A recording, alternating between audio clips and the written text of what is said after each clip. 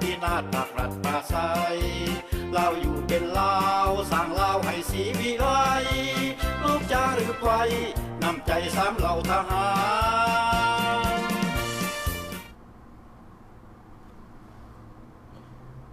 สบายดีท่านผู้ชมที่เคารพพบกันในแรงมันประหัส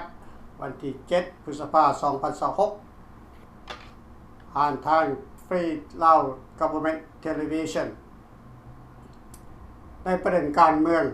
ลาวของพวกเราวันนี้จะมาเว้าถึงเหตุการณ์เก่าๆที่มันเกิดขึ้นในอดีตก่อนจะมีการเปลี่ยนแปลงหรือว่ายึดอำนาจไปเป็นลัทธิคอมมิวนิสต์จนถึงทุกวันนี้เหตุการณ์ที่ข้าพเจ้ากำลังจะเว้าอยู่นี้ 100% ทุกคนในประเทศในปี2575คน3 ล้านคนเห็นฮู้และเข้าใจทุกอย่างเหตุการณ์ที่เลวร้ายที่มันเกิดขึ้นต่อคนลาวทั้งชาติคนลาวทั้งประเทศหลังจากมีการเปลี่ยนแปลงระบบการปกครองยึดอำนาจจากไกรสอนพรหมวิหารแต่คนลาวทั้งประเทศพยายามลืมกับสิ่งที่มันเกิดขึ้นกับตนเองกับสิ่งที่มันเกิดขึ้นกับประเทศชาตินี่คือปัญหาที่ข้าพเจ้าจะนำขึ้นมาเว้าในมื้อนี้เหตุการณ์ที่มันเกิดขึ้นกับคนลาวใน2575วันที่2 ธันวาคมจนถึงทุกวันนี้บ่เป็นเหตุการณ์ธรรมดาการเปลี่ยนแปลงระบบการปกครองบ่ได้ใช้สนธิสัญญาบ่ได้ใช้หลักการสากล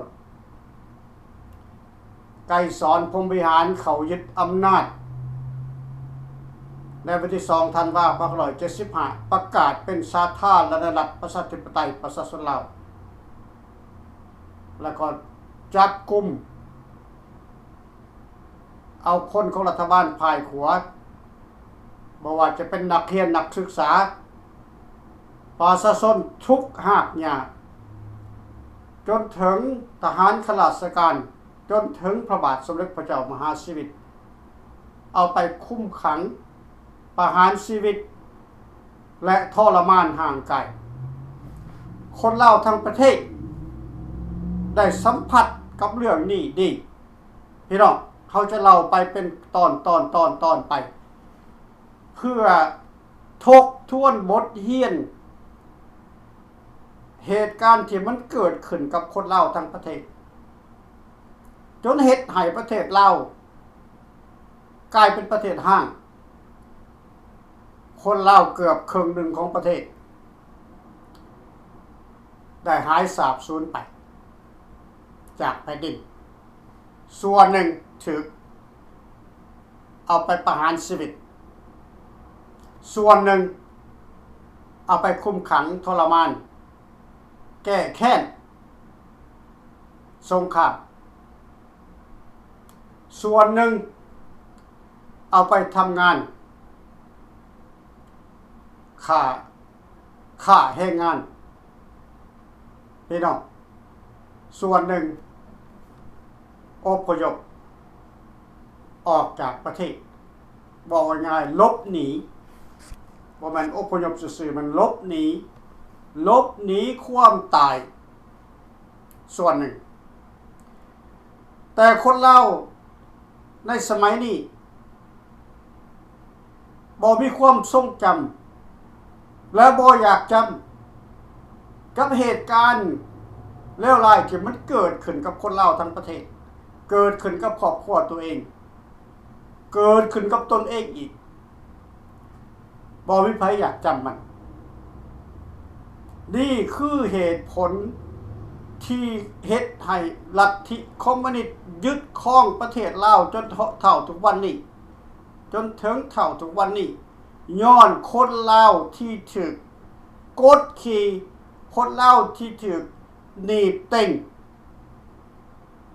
บ่ยอมนำมันขึ้นมาเว้าบ่ยอมนำมันขึ้นมาแก้ไขผ่านแล้วผ่านไปกายแล้วกายไปเหลือจังมีชีวิตอยู่นี่คือปัญหาที่มันเกิดขึ้นในประเทศลาว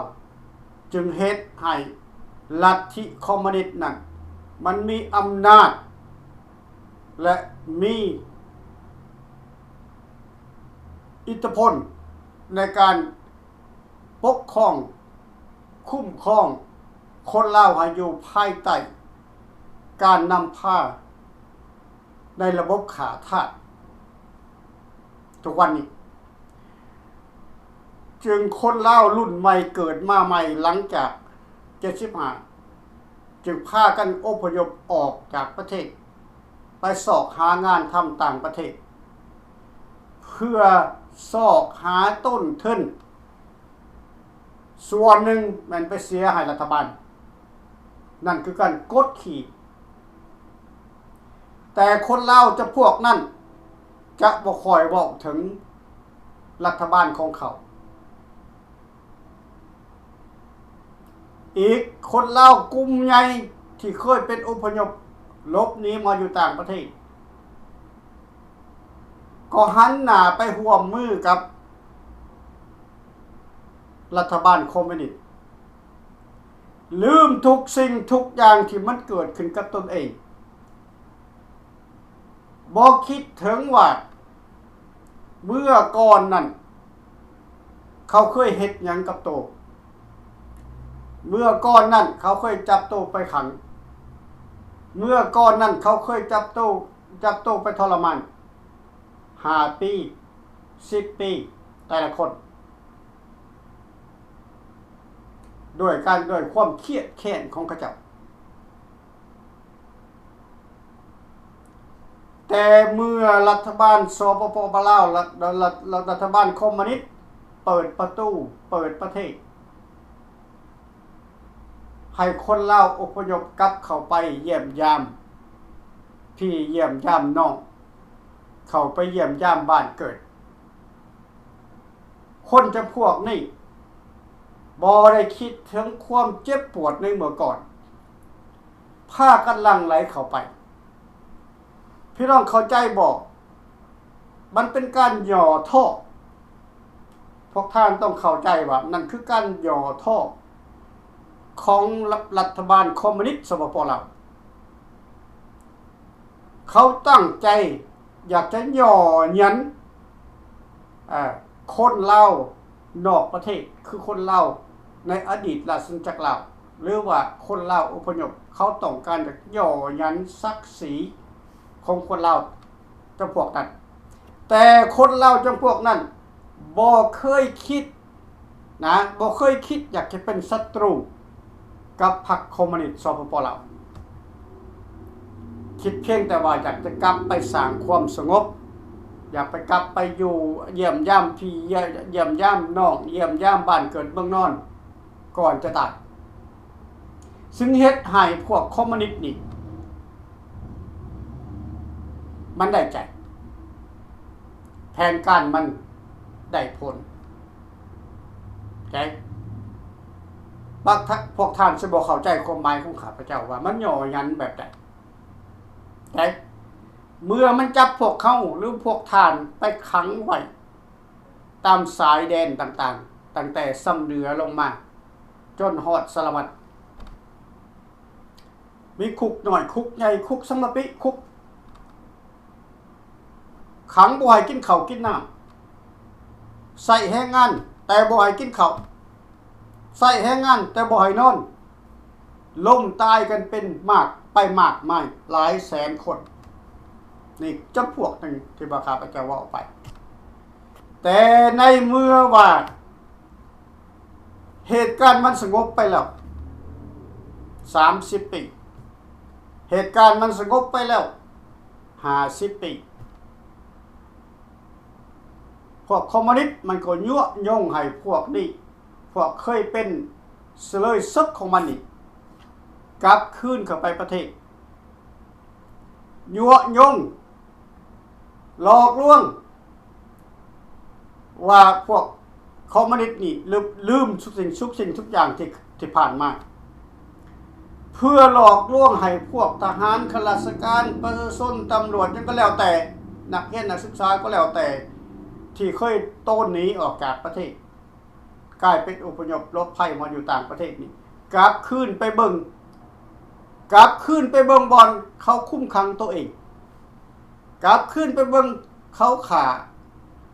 อ้ายขาน้องขาหมู่ขาบ่อนฝังคนตัวเองแต่ซึ่งบ่มีน้ำใจที่จะลุกขึ้นมาหรือว่าซึ่งบ่มีน้ำใจเครียดแค้นกลับไปเบิ่งสถานที่ที่เขาเคยคุ้มขังตนเองกลับไปเบิ่งสถานที่ที่เขาฆ่าประหารชีวิตและผังศพหมู่คู่ตัวเองบ่มีความเครียดแค้นให้คอมมิวนิสต์แม้แต่น้อยหนึ่งเลยยกตัวอย่างคือดอนเท่าดอนนางนี่เป็นบ่อนที่เขาเปิดเผยในปัจจุบันนี้กลายเป็นแหล่งท่องเที่ยวคือดอนเท่าดอนนางอยู่ในเวียงจันทน์นั้นดอนเท่าดอนนางนั่นเป็นบ่อนที่จับกุมคุมขังชาวหนุ่มนักเรียนนักศึกษาเท่าที่ข้าพเจ้าหูจักในแขวงสวรรณเขตนักเรียนนักศึกษารุ่นนั้นเขาจะเลือกจับเอาไปข้าพเจ้าต้นออกปากก่อนแล้วเขาจะเลือกจับเอาไปและเอาไปขังไว้อยู่ในดอนเท่าดอนนั่งนั้นหากินเองซอกกินเองบ่มีน้ำให้กินเมื่อเขาไปดอนเท่าดอนนั่งก็ได้เคลื่อนน้ำงึมมันจะต้นบ่ได้เพราะมีแต่น้ำอ้อมเบิดนั่นคือบ่อนคุ้มขังและเศร้านุ่มที่ถูกล่มตายอยู่ในดอนเท่าดอนนั่งนั้นเป็นหมื่นกว่าคนพี่น้องเป็นหมื่นกว่าคนแต่เดี๋ยวนี้ดอนเท่าดอนนั่งนั้นเป็นบ่อนแหล่งท่องเที่ยวซึ่งแหล่งท่องเที่ยวนี่ว่าให้ไผเบิ่งก็ให้พวกลาวอพยพที่เขาเคยทำลายมาก่อนนั่นแหละกลับคืนเข้าไปเบิ่งว่านี่แหละบ่อนกูเคยขังมึงนี่แหละบ่อนกูเคยฆ่าลูกหลานมึงนี่แหละบ่อนกูเคยข่มเหงคนลาวของคนราชอาณาจักรคนภายครัวในเมื่อก่อนนั่นคือการย่อหยันศักดิ์ศรีนะเขาเฮ็ดแบบหนาเสยๆมันเมื่อยให้เจ้าแต่คนลาวภายราชอาณาจักรคนลาวภายครัวนี่ถือเป็นบ่มีความหมายอย่างบัดเหมือนกับบ่มีหยังเกิดขึ้นในเมื่อก่อนเป็นลองแต่งท่องเที่ยวไปกินเหล้าเมายาขึ้นเรือขึ้นยังไปท่องเที่ยวเห็นบ่พี่น้องนั่นแหละคือความโง่จ้าของคนลาวจึงเฮ็ดให้แก้วมันคล้องเมืองเท่าทุกวันนี้เห็นบ่เพราะมันฮู้ว่าคนลาวนี่มักง่ายมักสบายลืมง่ายมันจึงคล้องเมืองได้เท่าทุกวันนี้นี่คือข้าพเจ้าอยากบอกให้พวกท่านเข้าใจในค่ำคืนมื้อนี้กับรัฐบาลลาวในเมื่อก่อนเป็นหยังลัทธิคอมมิวนิสต์มันจังแทรกซึมเข้ามาได้มันเฮ็ดสงคราม30 ปีหลังจากลาวได้รับเอกราชลาวได้รับเอกราชแค่แต่30 ปีหลังจาก30 ปีลาวกลายเป็นขาทาสให้แก้วแดงนับแต่ปี1975จนถึงปัจจุบันนี้50 ปีแล้วที่ลาวได้กลายเป็นขาทาสให้แก้วแดงแต่คนลาวบ่ร้อนบ่หนาวคนลาวบ่มีความกังวลนี่คือปัญหามันเกิดขึ้นจึงเฮ็ดให้พวกเฮาในฟรีลาวกับบเมนต์นี่ได้นำขึ้นมาเว้านำขึ้นมาเผยแผ่บางที่พวกท่านจะเข้าใจและคิดถึงความเจ็บปวดของพวกท่านในเมื่อก่อนว่าเขาเคยทำลายห่างกายพวกท่านแนวใดพวกเขาเคยทรมานห่างกายลูกหลานพ่อแม่อ้ายน้องเมื่อก่อนเป็นแนวใด อย่าลืมว่าหลายแสนคนที่ถูกประหารชีวิตล่มตายอยู่ในอันนั้นสถานที่คุมขังแต่ละบ่อนส่วนที่เหลือมานี่แม่นส่วนที่โชคดีที่สุดที่หลุดออกมาจากประเทศลาวได้และมาอยู่ต่างประเทศในปัจจุบันนี้และเฮาควรจะคิดถึงผู้ที่ว่าถูกล่มตายไปในระยะนั้นว่าวิญญาณเขาเจ้าจะไปอยู่จังใดวิญญาณเขาเจ้าจะเสียใจขนาดใดพี่น้องที่พวกท่านละเลิงให้แก้วคลองเมืองเท่าทุกวันนี้นี่คือเหตุผลหนึ่งที่ข้าพเจ้าสืบทอดในการต่อสู้มาจนถึงเท่าทุกวันนี้แต่อายุ13ปี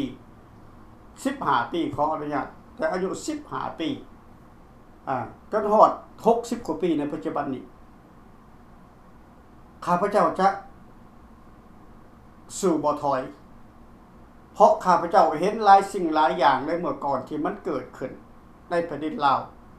ก่อนพวกม่านจะครองประเทศเท่าทุกวันนี้ดังนั้นข้าพเจ้าจึงขอมาอธิบายรายละเอียดห้องให้เข้ามาช่วยกันหรือว่าเข้ามาร่วมกันในการต่อสู้แต่ในอนาคตเฮาบ่ฮู้ว่ามันจะเกิดขึ้นในประเทศลาวเฮาฮู้ได้แต่ในแต่ละมื้อนี้มื้ออื่นมื้อตาขึ้นมาเฮาจังฮู้ว่าโอเคประเทศลาวยังเหลือข้างอยู่เห็นแต่ประชาชนนี่ถือกดขี่ข่มเหงห้องโอ้โพดากกันขึ้นว่าให้รัฐบาลมาซอยนี่ถูกลุกคุกห้านจากชาวต่างชาติรัฐบาลก็บ่เคยสนใจนั่นแหละคือเหตุผลของมันประเทศลาวเป็นของประเทศแก้วไปแล้วในตัวรัฐบาลบ่มีอำนาจเพราะรัฐบาลก็เป็นกลุ่มหนึ่งของแก้วคือกันเป็นพรรคเป็นพวกหนึ่งของแก้วคือกันแต่ถ้าเฮาบ่เปลี่ยนแปลงรัฐบาลใหม่เฮาจะหลีกพ้นจากความเป็นขาทาสของแก้วนี่บ่ได้ในอนาคตคือรัฐบาลภายราชจักรลาวนำพาโดยรัฐบาลพัฒทินฟรีลาวกอเวอร์เมนต์ความจริงแล้วรัฐบาลพัฒทินฟรีลาวกอเวอร์เมนต์เนี่ยก็คือรัฐบาลราชอาณาจักรลาวนั่นแหละท่อแต่ว่ามีบางพรรคบางกลุ่มเพิ่นนำเอาไปใส่แล้วว่ารัฐบาลราชอาณาจักรลาวนั้นเฮาบ่สามารถจะใส่ซ้ำร้อยกับเพิ่นได้แต่ความจริงแล้วก็รัฐบาลภายขัวภายเดียวนี่แหละคือรัฐบาลราชอาณาจักรลาวจะกลับคืนมาหลังจากเขาแก้ไขปรับปรุงการเมืองใหม่เรียบร้อยบัดแล้วเขาจะกลับคืนเข้าไปใหม่ในประเทศลาวเพื่อมีการเปลี่ยนแปลงการปกครองใหม่ไม่หมดในประเทศลาวซึ่งเขาได้เรียกร้องไปถึงพ่อแม่พี่น้องหลายคนจะเป็นลูกทานอายุ21ปีขึ้นไปหรือว่าตัวเองทานตัวเองนั่นก็ได้เฮาในโครงการปกครองของรัฐบาลราชอาณาจักรลาวของพวกเฮานี่มันต้องมีสสมันต้องมีสวมันต้องมีผู้แทนราษฎรมันต้องมีเจ้าเมืองมันต้องมีเจ้าแขวงมันต้องมีพ่อบ้านพี่น้องเฮายังมีอยู่ตั้ง300 400ที่นั่งที่ยังว่างๆอยู่แต่ถ้าพวกท่านสนใจก็สมัครเข้ามาในหน้าที่ของพวกท่านอยากเป็นพ่อบ้านพวกท่านบ้านได้พวกท่านอยากเป็นพ่อบ้านก็สมัครเข้ามาก็เสียค่า membership ไปแต่ละเดือนขออนุญาตแต่ละปีเพื่อจะได้ผูกพันกันเมียถ้าท่านอยากเป็นเจ้าเมืองมันหลายเมืองในแขวงนึงน่ะความตั้งใจของท่านอยากเป็นเจ้าเมืองท่านก็สมัครเข้ามาเป็นสมาชิกท่านอยากเป็นเจ้าแขวงท่านก็สมัครเข้ามาเป็นสมาชิกลำเลียงไว้อยู่ในโครงห่างโครงการปกครองท่านอยากเป็นสสท่านก็สมัครมาเป็นสสท่านอยากเป็นสวท่านก็สมัครเป็นสวพี่น้องในรัฐบาลของรัฐบาลฟรีลาวกอเวอร์เมนต์ขอห้องว่ารัฐบาลราชอาณาจักรลาวซะพอหลายคนก็สิบ่เข้าใจว่าฟรีลาวกอเวอร์เมนต์หมายความว่าจังได๋ ฟรีลาโกมันก็คือเป็นชื่อที่ถูกต้องตามกฎหมายอยู่ในต่างประเทศซื่อๆแต่เมื่อใดเฮาเหยียบแผ่นดินลาวไปแล้วมันจะเป็นรัฐบาลราชอาณาจักรลาวโอเคมันจะเป็นรัฐบาลราชอาณาจักรลาวอย่าไปงมอย่าไปงงอย่าไปคอนฟิวโอเครัฐบาลราชอาณาจักรลาวจะกลับคืนมาอีกในบ่ช้าโอเคและมีการปกครองแบบใหม่แต่ก่อนเฮาจะบอกไปถึงระบบข้างหน้าเฮาขอเว้าระบบข้างหลังเพื่ออธิบายให้พวกท่านได้เข้าใจว่าเมื่อก่อนเป็นยังประเทศลาวจึงอ่อนแอแทนที่ว่ามีทหารมากมายหลายหมื่นคนมีอาวุธสงครามที่ทันสมัยแต่ไปยังประเทศลาวจึงเสียไส้ให้คอมมิวนิสต์หลายท่านก็ฮู้หลายกว่าข้าพเจ้าแต่ข้าพเจ้าขอบอกซ้ำที่ข้าพเจ้าเข้าใจอาจจะแตกต่างกับเรื่องเล่าที่พวกท่านเห็นเรื่องเล่าที่พวกท่านประสบการณ์มาแต่ข้าพเจ้าบ่จับเอาจุดนั้นข้าพเจ้าจับเอาจุดที่มันเสียที่มันอ่อนแอนั่น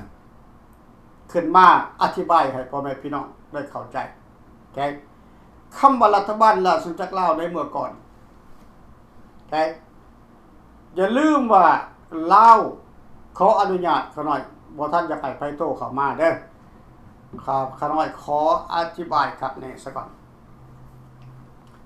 ก่อนลาวจะมีประเทศสหรัฐอเมริกานี่เกิดมาบ่ฮอด400ปีออสเตรเลียเกิดมาบ่ฮอด400ปีพวกนี้มีอพยพมาจากอังกฤษเบิดมาตั้งอยู่นี่ในดินอเมริกานี่เป็นดินของอินเดียนเป็นดินของเม็กซิโกอเมริกานี่ขี่เรือแพมาลองมาน้ำทะเลมายึดเอาดินตัวนี้ดินอเมริกานี่เป็นของอินเดียนี่กว้างขนาดพวกท่านเห็นแล้วทุกวันนี้ว่ามันใหญ่ขนาดไหนนั่นคือแผ่นดินของอินเดียแผ่นดินของเม็กซิโกส่วนหนึ่งก็บ่แตกต่างกันกับลาวเฮาในเมื่อก่อนลาวเฮาเกิดมา1,000 กว่าปีบ่แม่น300 ปีบ่แม่น400 ปี1,000 กว่าปีแล้วลาวเฮาเกิดมาแผ่นดินลาวนี่กว้างใหญ่ไพศาลซ้ำกับแผ่นดินจีนเทียบได้ในเมื่อก่อนแค่แต่แค่เป็นอาณาจักรล้านสร้างบ่มีผู้นำอันแน่นอนปกครองกันแบบโบราณเสียสวยกันไปเป็นตลาดผู้สลาดเขาจึงเข้ามายึดเอาประเทศเรา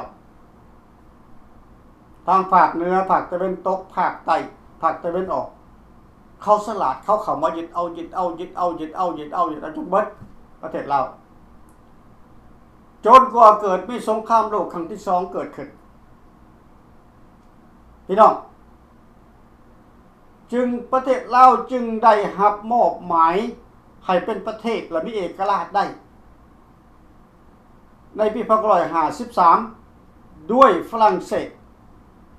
เป็นผู้แบ่งปันเขตแดนให้บ่มีเทวดาองค์ใด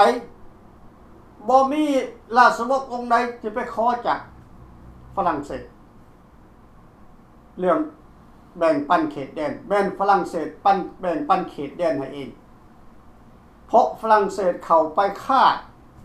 เข้าไปล่าหัวมันขึ้นในตอนนั้นแล้วก็ฮู้จักว่าชนเผ่าลาวในสมัยก่อนนี่มันกว้างขวางขนาดใหญ่โตขนาดใดฝรั่งเศสจึงปกป้องลาวนี้ไว้ก่อนฝรั่งเศสจะเลิกสงครามกับเวียดนามจึงขอปันเขตแดนตามสายผู้ไม่ลมแบงทางภาคตะวันออกลงมาหอดจำปาสักลงมาหอดแถวอุบลแถวมาหอดพี่ตามลองแม่น้ำคลองแต่ก่อนฝรั่งจะออกจากประเทศลาวหลังจากฝรั่งมอบหมายเอกราชแล้วฝรั่งได้ตั้งรัฐบาลขึ้นให้ตั้งรัฐบาลลาวขึ้นมาใหม่ตั้งกองทัพขึ้นมาใหม่เพื่อปกป้องเอกราชและอธิปไตย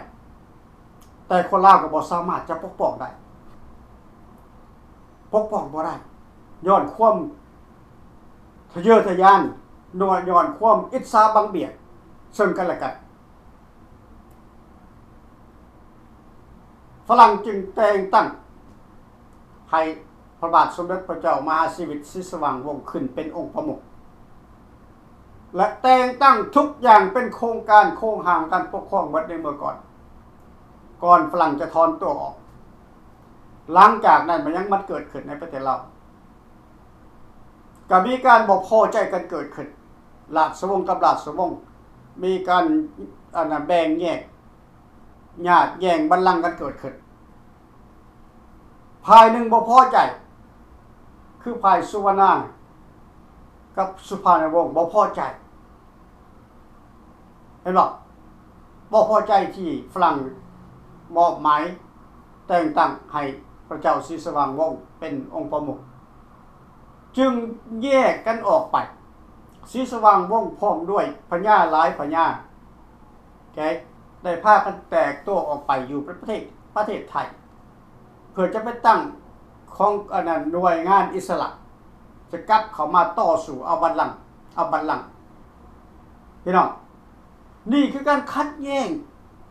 ลาวเฮาได้คัดแย้งมาเป็นพันปีแล้วเฮาจึงเสียประเทศในทุกวันนี้เฮาก็ยังมีคัดแย้งคัดแย้งทั้งราชวงศ์คัดแย้งทั้งประชาชนคนธรรมดาข้าพเจ้าขออธิบายไปเพิ่มไปเรื่อยๆหลังจากวันที่2 ธันวาคม 2575ไกรสอนได้นำเอาเจ้าพระบาทสมเด็จพระเจ้ามหาชีวิตศรีสว่างวัฒนาพร้อมด้วยพระมเหสีและราชกุมารเอาไปทรมานอยู่สายแดนเขตแดนแก้วบ่มีฮู้ว่าอยู่ไสจนสวรรคตกันไปเบิด3พระองค์บ่ฮู้ว่าซากศพอยู่ไสบ่ฮู้ว่าเพิ่นตายแบบใดแต่เครือญาติของราชวงศ์บ่ได้ออกมาท้วงถามเครือญาติของราชวงศ์บ่ได้ฮ้อนใจบ่ได้กังวลถึงสิ่งที่มันเกิดขึ้นกับญาติวงศ์ของตนเองบ่แตกต่างหยังกับคนลาวเกือบทั้งหมดอยู่ในต่างประเทศที่เป็นอพยพนี่หันหน้ากลับเข้าไปสู่การร่วมมือกับคอมมิวนิสต์ในปัจจุบันนี้เห็นบ่พี่น้องย้อนหยังย้อนคนลาวอดีตและปัจจุบันมันบ่แตกต่างกันหลายปานใดคนที่รักชาติคนที่เป็นบรรพบุรุษต่อชาติมันน้อยที่สุดมันน้อยไปทุกวันแต่คนที่เป็นมารของชาติมันเยอะมันมากเฮาจึงเฮ็ดหยังบ่ได้ตามใจชอบเฮาจะไปเปลี่ยนแปลงระบอบการปกครองในประเทศลาวเฮาคิดมาตลอดตั้งแต่เฮาตั้งพรรคการเมืองขึ้นมาแต่เฮาก็ยังไปบ่ถึงย้อนหยังย้อนเฮาบ่ได้รับการร่วมมือจากประชาชนข้าพเจ้าบอกเลยแต่มื้อข้าพเจ้าออกมาว่าชาติบ่แม่นของผู้ใดผู้หนึ่งชาติเป็นของคนลาวทั้งประเทศถ้าคนลาวอยากเห็นประเทศมีการเปลี่ยนแปลงคนลาวก็ต้องลุกขึ้นต่อสู้ถ้าคนลาวบ่มักคอมมิวนิสต์คนลาวก็ต้องลุกขึ้นต่อสู้ร่วมกันต่อสู้ทั้งประเทศคอมมิวนิสต์มันจึงจะหลุดพ้นออกไปความตายมันอยู่ข้างหน้าของพวกเฮาต้องแลกกับชีวิตอย่าลืมว่าใน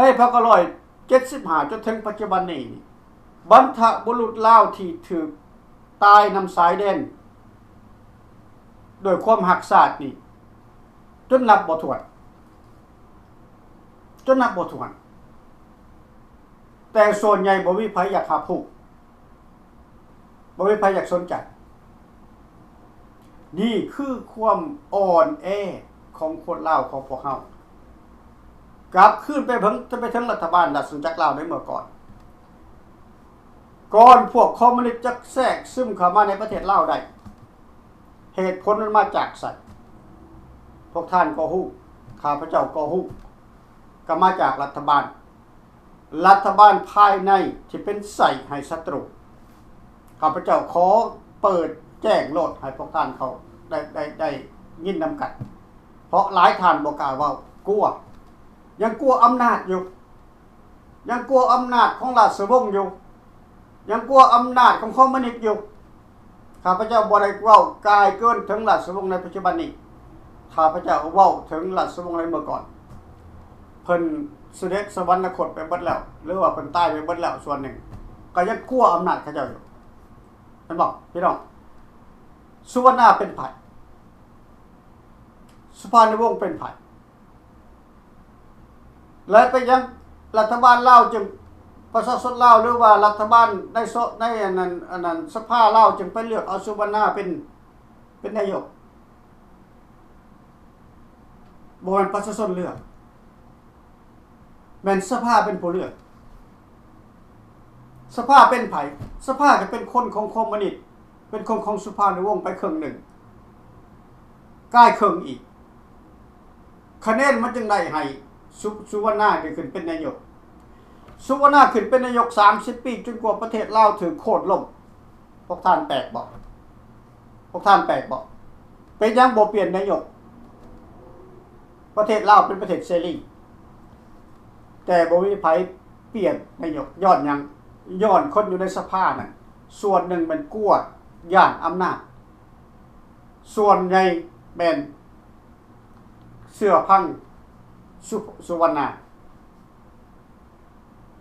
เห็นบ่พี่น้องศัตรูปกครองประเทศพวกท่านทราบบ่ว่าลาวเฮาอยู่กันด้วยอุดมสมบูรณ์ในเมื่อก่อน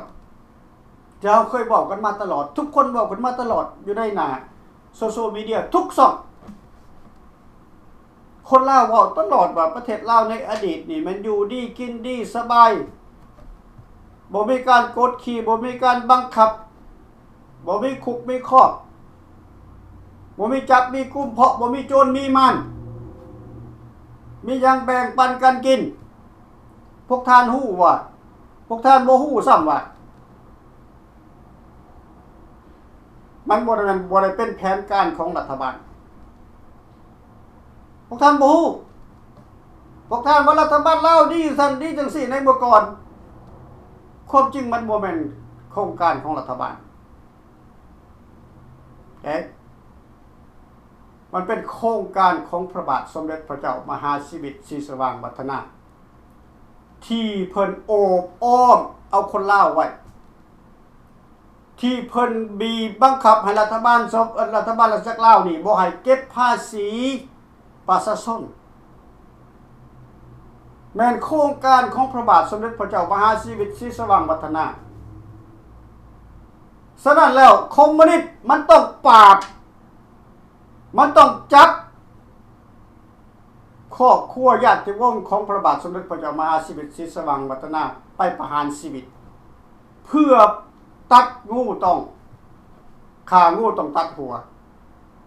เห็นบอกพี่น้องพวกท่านอาจจะบ่เข้าใจพวกท่านอาจจะบ่วิจัยเป็นหยังเขาจังฆ่าพระบาทสมเด็จพระเจ้ามหาชีวิตพร้อมด้วยครอบครัวเป็นหยังเขาบ่ฆ่าสุวรรณาพระบาทสมเด็จพระเจ้ามหาชีวิตมีอำนาจอยู่ไสบ่มีเพียงแต่ออกมาปกป้องประชาชนคนลาวทั้งชาติเพราะฉะนั้นคำบ่ฆ่าพระบาทสมเด็จพระเจ้ามหาชีวิตเขาจะยึดอำนาจบ่ได้เห็นป่ะง่ายนิดเดียวนะแต่ตกมาในยุคนี้เครือญาติวงศ์ของพระบาทสมเด็จพระเจ้ามหาชีวิตหายสาบสูญไปเบิด50 ปีแล้วบ่มีภัยออกมา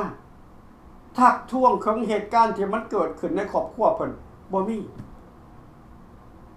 เห็นบ่เหตุผลยังข้าพเจ้าทราบแต่ข้าพเจ้าบ่บอกข้าพเจ้าบ่ว่าเพราะมันจะเป็นการล่วงเกินให้เข้าใจนี่คือการหวังดีของรัฐบาลฟรีลาวกับบ่แม่นที่เฮาต้องการอยากฟักฟื้นขึ้นมาใหม่ในรัฐบาลราชจักรลาวจะบ่มีแบบเก่า จะบ่มีแบบเก่าเด็ดขาดพี่น้องในรัฐบาลใหม่ในขั้นต่อไปทุกอย่างจะอยู่ในใต้กฎหมายทุกคนจะอยู่ภายใต้กฎหมายในขั้นต่อไปและจะนักไปกว่านั้นคือการเข้มแข็งของรัฐบาลปราบปรามศัตรูของชาติจะเป็นศัตรูใดๆก็ตามจะเป็นศัตรูทางด้านอาวุธสงครามก็ดีจะเป็นศัตรูทางด้านภัยสังคมก็ดีจะเป็นศัตรูทางด้านยาเสพติดก็ดีเขาจะปราบปรามให้เบิดถ้าพวกท่านมักนโยบายของรัฐบาลฟรีลาวกับบเมนพวกท่านก็เข้ามาเป็นสมาชิกอย่าลืมว่ารัฐบาลฟรีลาวกับบเมนนี่บ่ได้รับทุกท่านบ่ได้รับทุกคนเขาต้องเช็คประวัติของพวกท่านทุกวันกลับขึ้นหลังเนี่ยก็ตามมีมากมีหลายพอสมควรที่ผู้สมัครเข้ามาเป็นสมาชิกแต่บ่เอาจะบ่ได้เลือกบ่ได้ฮักเอาทุกท่านเขาจะต้องมีการเบิ่งแบ็คกราวด์ของพวกท่านเบิ่งเบื้องหลังของพวกท่านว่าพวกท่านขาวสะอาดพอบ่ที่จะเข้ามาเป็นภาคีอยู่ในรัฐบาลราชอาณาจักรลาวชุดนี้เหมือนกับคอมมิวนิสต์มันเห็นมันอยู่ได้50 ปีเพราะมันทุกคนที่เป็นขึ้นเป็นรับใส่รัฐบาลมันนี่มันต้องเช็คบังว่าประวัติของมัน70 ปีขึ้นหลังเจ้าเคยเป็นลูกไผจะเคยเป็นหลานไผถ้าเจ้าเคยเป็นลูกหลานของอดีตรัฐบาลราชอาณาจักรมาก่อนมันจะบ่หับจากเขาเป็นเขาหับใส่ราชการของหลวงอันบอกแต่พวกท่านบ่เคยว่าบ่เคยโจมตีมันโอเคอันนี้แหละถ้าเฮาเว้าเฮาบ่ทำถ้าเฮาเว้าเฮาบ่ลงมือมันก็จะบ่เกิดอยากให้ทุกคนเข้าใจในการเดินหน้าของรัฐบาลฟรีลาวกับบเมนอย่าไปสับสนว่าฟรีลาวกับบเมนเป็นไผฟรีลาวกับบเมนก็คือราชอาณาจักรแหละคือรัฐบาลราชอาณาจักรลาวนั่นล่ะในอนาคตนะเดี๋ยวนี้เฮาใส่ชื่อชั่วคราวไปชื่อว่าฟรีลาวกับบเมนเพื่อให้มันถูกต้องตามกฎหมายของสากลซื่อๆแต่เมื่อไรเฮาเหยียบแผ่นดินลาวเข้าไปแล้วพี่น้องมันก็เป็นรัฐบาลราชอาณาจักรลาวพี่น้องเฮาจะให้พวกท่านเข้าใจหลายสิ่งหลายอย่างที่เฮาเปิดเผยบ่ได้หลายแนวที่เฮาบ่สามารถบอกพวกท่านได้เพราะมันเป็นความลับของรัฐบาลแล้วก็บ่ต้องส่อซักกันเกินไปถ้าพวกท่านมักนโยบายชอบนโยบายของรัฐบาลฟรีลาวกับบเมนที่เฮาบอกไปทุกวันก็สมัครเข้ามาถ้าพวกท่านบ่สมัครต้นนี้แต่เมื่อถึงเวลามันแล้วพวกท่านจะเสียใจพวกท่านจะเสียใจพวกท่านจะคิดว่าข้าเจ้าบ่เอาพวกข่อยบ่เอาคนลาวเจ้าสิเอาไผมาเป็นรัฐบาลเฮามีถ้าพวกท่านบ่เข้ามาตรงนี้เมื่อถึงเวลามันแล้วข้าพเจ้ามีคน 2-3,000 คนที่จะมาเป็นรัฐบาลนั่นเฮามีเบิดในบัญชีของข้าพเจ้าเองแต่ตอนนี้ข้าพเจ้าอยากเห็นคนลาวนี่เห็นคนลาวนี่เปิดใจเห็นคนลาวนี่พร้อมที่จะลุกขึ้นมาต่อสู้หัวไม้หัวมือกันในตอนนี้เท่านั้นแต่ถ้าพวกท่านบ่เข้ามาเฮาก็มีหนทางเฮามีวิธีการของเฮาวางแผนไว้รอบคอบเบิดแหละก่อนเฮาจะมาเป็นรัฐบาลได้แต่พวกท่านบ่ฮู้จักเพราะเฮาจะบ่บอกในโครงการของ3รัฐบาลกันเนาะเอาขอเปิดสายกันหน่อยเข้ามาเลยเนาะถ้าท่านผู้ใดพร้อมก็เข้ามาเลยก็ยังเหลืออยู่ประมาณ15 นาทียังเหลืออยู่15 นาทีก็เข้ามาเว้ากันเล็กๆน้อยๆเนาะมื้อนี้ก็เว้าได้ส่ำนี้เพื่อจะให้พ่อแม่พี่น้องคนลาวของพวกเฮาได้และนอกประเทศได้เข้าใจว่าการเดินหน้าของ3เหล่าทหารกากมันมีขั้นมีตอนมันบ่แม่นสิเว้ามั่วไปแต่ละมื้อแต่ละวันเนาะมันมีขั้นมีตอนมันมีตอนของมันตอน1ตอน2ตอน3ตอนนั้นไปเรื่อยๆอิงใส่กับเหตุการณ์สถานการณ์ที่เฮาต้องการอยากจะเห็นแ แต่ในผ่านๆมาเฮาบ่เห็นคนลาวกระตือรือร้นเรื่องการต่อสู้เฮาบ่เห็นคนลาวกระตือรือร้นจะมาต่อต้านลัทธิคอมมิวนิสต์บ่มีนี่คือจุดอ่อนของคนลาวของพวกเขาที่เห็นแก่ตัวบ่เห็นแก่ชาติบ่เห็นแก่แผ่นดินลาวเฮาจึงกลายเป็นแบบนี้ในอนาคตถ้าหากคนลาวยังเป็นแบบนี้ลาวก็จะกลายเป็นประเทศแก้วจะเป็นโหจีมิน2จะเป็นโหจีมิน2เพราะประเทศลาวมันบ่ได้ใหญ่กว่าเท่าใดแต่ละแขวงเขาจะเปลี่ยนชื่อใหม่เบิดหลังจากเขายึดไปเรียบร้อยแล้ว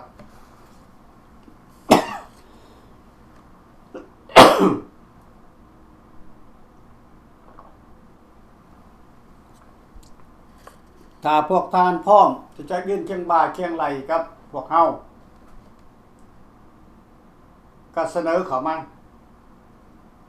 เฉพาะพวกอยู่ประเทศที่ประเทศลาวหรืออยู่ประเทศไทยอันนี้เฮาบ่ว่ากันนะเฮาบ่ว่ากันเพราะมันเป็นความปลอดภัยของพวกท่านถ้าให้พวกท่านเตรียมไว้ถ้ามันมีการลุกขึ้นจริงๆพวกท่านก็ต้องออกมาช่วยกันคนละไม้คนละมือ